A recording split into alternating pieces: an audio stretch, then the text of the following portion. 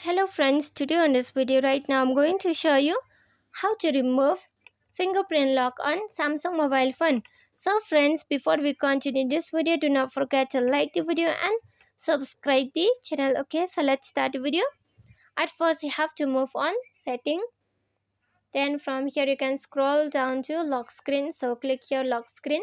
After you have been click on lock screen, here click this screen lock types. Okay, so move on it. So here you have to confirm the password. Then click on next.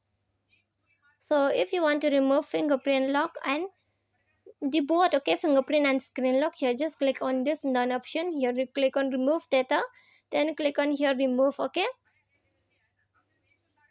so here the fingerprint lock has been removed. You can remove it like this. Okay, so friends, if you love the video, do not forget to like the video, share the video and subscribe the channel, and thanks for watching.